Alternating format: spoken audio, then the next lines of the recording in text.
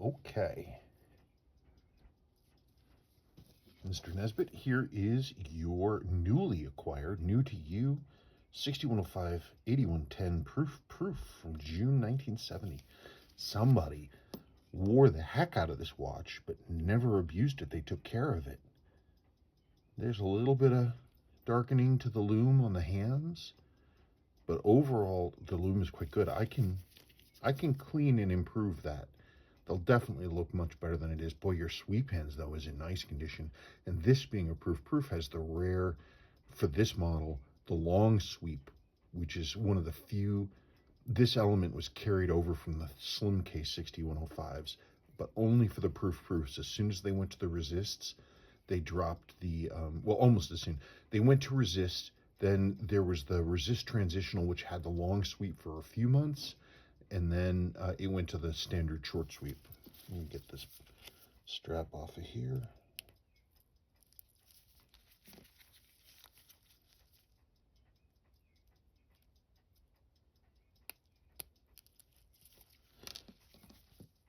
Obviously the watch is a runner. I picked it up out of your watch container that you sent, and it was running when I opened it. Nice strong clicks. I mean, your gasket's obviously a little loose, but that's not bad. It's not rattly. It's a little rattly. Your crystal looks great. I wouldn't change your crystal. I wouldn't bother putting a new crystal in. This crystal looks fine.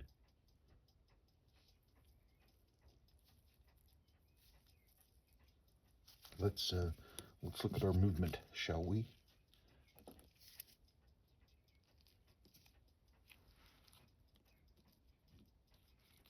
Gosh darn it, come on.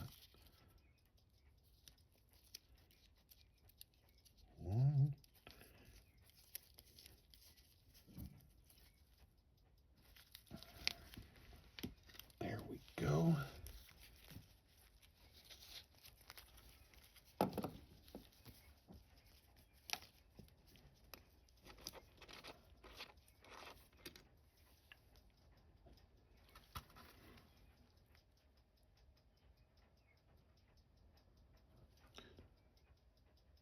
I don't see any servicing marks inside the caseback.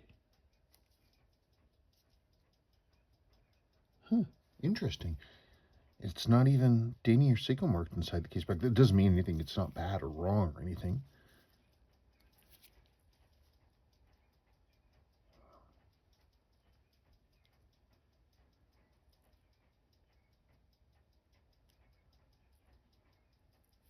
Has some wear, but no abuse. Your caseback seal is absolutely flattened. That's original, or at least very old. Still a little squishy, which is fine. Boy, your movement looks nice. Look at how bright your movement is. Look at how bright your movement is. Wow.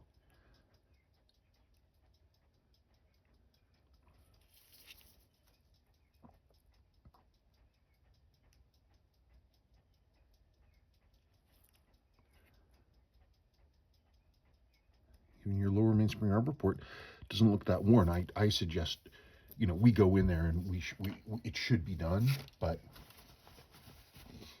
it's interesting that it's so not worn.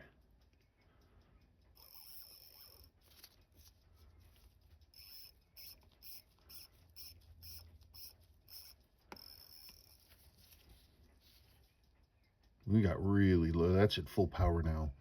Gosh, though, I'm still sort of amazed at the condition of the movement. Look at the bright, polished, beveled surfaces. The plating is so nice. It is not happy about running. It does not want to run. Yeah, I mean, it's running, but it's running really, really, really low. I don't think demagnetizing it's going to do anything, but it's a runner. That's all we need to know. Your hacking works. Your crown locks as it should. It's got the correct depth of the case. Boy, that's a beautiful interior. Whoever wore this watch, they wore it a lot. They didn't abuse it. I mean, the fact that the case is in great shape. It's been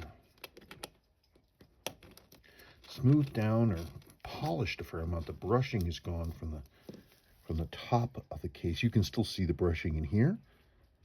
So it's not gone. It just looks a little more highly polished. Somebody wore this a lot.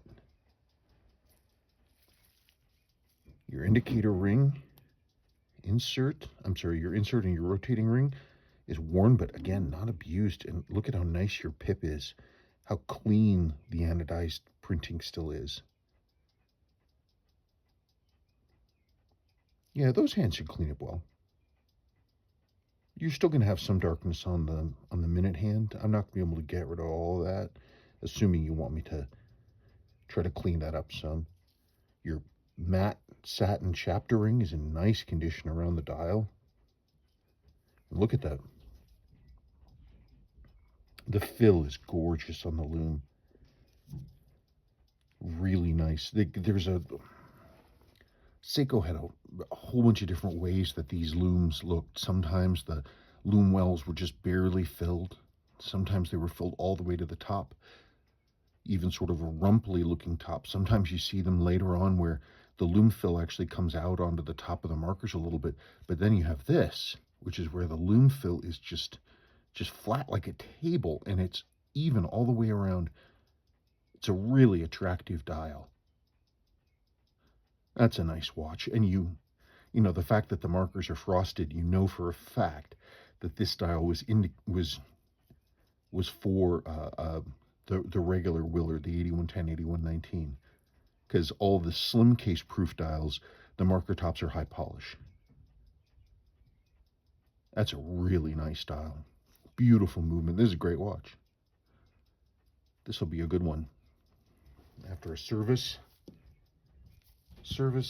I'm assuming based on the caseback seal that the crown gasket is probably bad as well, so you're going to need movement service, case rebuild with all new seals, crown rebuild with a new gasket, upper and lower mainspring arbor jewels, and some loom cleaning just on the hands. I wouldn't touch the dial or any of that stuff. That's all good. I would just focus on those hands and get those a little bit better, but beyond that, I think you're good.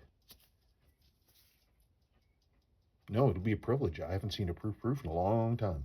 Okay, thank you, and let me know what questions you've got.